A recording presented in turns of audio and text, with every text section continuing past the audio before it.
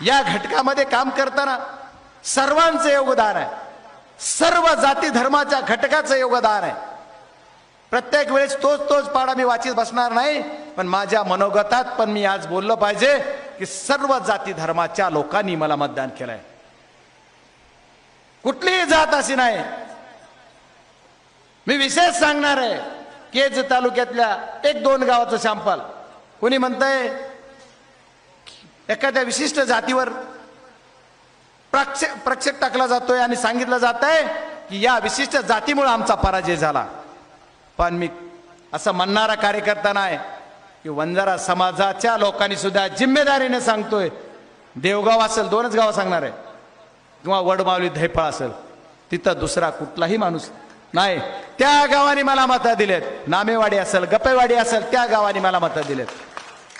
म्हणजे एक सॅम्पल सांगायला, म्हणजे आणखी बाकी गावाची नावं घ्यायची राहिले की म्हणतील काय, हे मतं दिले मला, परवा केली नाही की काय म्हणणार आहेत कोण.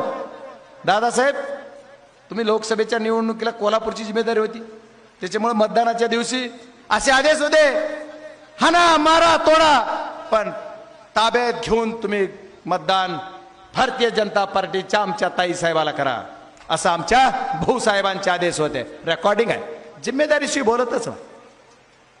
पण आता देवगावला सुद्धा म्हणले लोक काय करायचं ते करा, पण आम्ही बजरंग बाप्पा सोनवणे यांचं जे चिन्ह आहे मशाल, या आपली तुतारीधारी माणूस मशाल याच्यासाठी म्हणून तेव्हा आम्हाला तिथं बोल दोन्ही एक जमलिंग झालेली, तिथं VC आता चालू.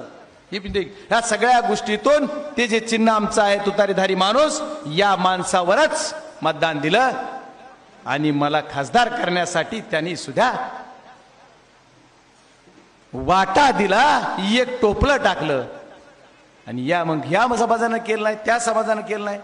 मग कोणी म्हणतंय आणखी संपन आहे, आणखी सुद्धा आमच्या शिरसाळ्याच्या कार्यक्रमाला सभेला ज्यांनी जागा दिली त्या कॉलेजच बंद करा म्हणले. बाबा हो, तुम्हाला माझी आणखी एकदा सभ्यतेने विनंती आहे, तुम्ही हे धंदे बंद करा, नाही तर बजरंग सोनवणे सुद्धा काय आहे तुम्हाला एक दिवस दाखवी. मी पूर्ण यावेळेस ठरवलं होतं की कुल माइंड घेतं, तुम्ही किती हवेत जा. पहिल्याच दिवशी माझी लायकी काढली, प्रारब्ध काढला. त्याच सभेत सांगितलं ज्याला ज्याची मुलगी निवडून आणता आली नाही, अरे तुम्ही बोला, तुम्ही गडावर आहात, तिथं 3 शब्द सांगितले. आज मी जाहीर सांगतो, मी सर्व पत्रकारांना सुद्धा खाजगीत म्हणलो, या 3 शब्दावरच मी निवडणूक कडीला नेणार, आणि मी निवडणूक कडीलाच नेल. प्रारब्ध काय ठरवता? प्रारब्ध तुम्हाला प्रारब्ध ठरवायचा अधिकार आहे. तुम्ही आमची लायकी काढता. बीड जिल्ह्यातल्या जनतेनं मला खासदार करून कुणाची किती लायकी आहे ते दाखवून दिलं. तुम्ही बोगस केलं, तुम्ही दादागिरी केली, तुम्ही भूत ताब्यात घेतले, तुम्ही लोकांना दाब दिला, तुम्ही जे नाही ते वाटलं, तरी सुद्धा परळी विधानसभा मतदारसंघामध्ये 74,834 मताचेच लीड तुम्हाला घेता आली. बघा, आणि माझ्यासारखा ज्याने इमानीद्वारे काम करून लोकांची सेवा करून मतं मागून मतं घेतले, अशाला बीड तालुक्यामध्ये 1,00,000 मताच्या वर जास्त लीड आहे. तुम्ही त्याचं कसं विश्लेषण आहे त्याचं कारण सांगतो. बीड तालुका हा 3 विधानसभा मतदारसंघात विखुरलेला आहे. गेवराई विधानसभा मतदारसंघात 22,000ची लीड आहे. केज विधानसभा मतदारसंघात 10-11,000ची लीड आहे. बीड विधानसभेमध्ये 63,000ची लीड तुम्हाला दिसती, पण त्या बीड तालुक्यानं ती लीड 63,000 नाही, तर ती जवळपास 73-74,000 दिली. आणि शिरूर तालुक्यानं बीड विधानसभेच्या मतदारसंघातल्या 7,000 लीड कमी केली. त्याच्यामुळं 63,000चा आकडा दिसतोय. पण याच्यात 1,00,000 मताची लीड एकाच तालुक्यानं दिली, ती म्हणजे बीड. त्याच्यामुळे नतमस्तक आहे. त्याच्यामुळे मी म्हणतो सर्व जाती धर्माच्या लोकांनी मला मदत केली. आणि प्रत्येक वेळेस हा विषय नाही, मी माझ्या कुठल्या तरी मनोगत सांगितलं, आईला श्रेय का वडिलाला श्रेय तुमच्या जन्माचं. तसं माझ्या विजयाचं श्रेय मी आदरणीय शरदचंद्रजी पवार साहेबांच्या जरांगे दादाला देणारच आहे, त्याच्यात काय चूक नाही, शेवटपर्यंत देणार आहे. आज माझी निवडणूक झाल्याच्या नंतर मी जी श्रद्धास्थान आमचं आहे त्या नगद नारायण गडावरच गेलो आणि तिथून थेट जर कुठे गेलो असतो माझ्या घरी यायला मला सकाळी 5:30 वाजले, पण गेलो कुठं तर मनोजदादा जरांगे पाटलांना भेट गेलो. याचा अर्थ असा नाही की मला कुठल्या त्यांनी माझ्यासाठी प्रयत्न केले, त्यांनी मला काय द्यायचं ते दिलं, पण या बीड जिल्ह्यातल्या सर्व नाळवंडी गाव आहे, दुसरं गाव सांगणार आहे, ज्या नाळवंडी गावामध्ये मराठा समाजाचं मतदान आहे का नाही याचा मला अभ्यास नाही, पण तिथं फक्त माळी समाजाचं मतदान आहे. त्या माळी समाजाच्या गावात सुद्धा मला 50% मतं पडल्यात. उगाच जातीवाद. मग काय केलं? OBC OBC.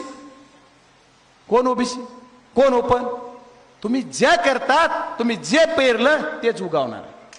त्याच्यामुळं अशी पद्धत आणखी तरी बंद करा. झालं, संपलं, एवढ्यावर संपत नाही. रोज निवडणूक येणार आहे, दर 4 महिन्याला एखादी कुठली तरी निवडणूक असते, आणि या निवडणुकीमध्ये काम करताना तुमचे घमेंडच उतरना. बरं जाऊ द्या, परमेश्वर तुम्हाला तशीच बुद्धी देव, आणि जशी लोकसभेला मला उमेदवार दिली तशी विधानसभेच्या सर्व उमेदवाराला तशीच बुद्धी देऊ. तुमची इच्छा तिथं बी पूर्ण करू. बीड जिल्ह्याचा खासदार या नात्याने मी तुम्हाला सर्वांना विनंती करणार आहे, तुम्ही माझा एवढा मोठा सत्कार घेताय, एवढं मोठं प्रेम करताय, तुमची खऱ्या अर्थानं जिम्मेदारी संपली नाही, तुमची जिम्मेदारी आता वाढली. या बीड जिल्ह्याचा खासदार म्हणून मला जर माझं इज्जत ठेवायची असेल तर बीड जिल्ह्यातले 6चे 6 आमदार आपल्याला महाविकास आघाडीचे निवडून आणायचे आहेत. जे कोण उमेदवार देतील त्या आदरणीय पवार साहेब असतील, राहुल गांधी असतील, की उद्धव साहेब असतील, किंवा आणखी आमचे शेकापचे नेते असतील, ज्या कोण्या मतदारसंघात ज्या कोण्या पक्षाला जागा सुटणार आणि जो कोण उमेदवार देतील, ब क असा नाही, बजरंग सोनवणे जो बी कोण उमेदवार येईल त्याचं इमान आहे, इतबारे कामच करणार आणि त्याचं कामच विरोधकाला दाखवून देणार असा शब्द देतो.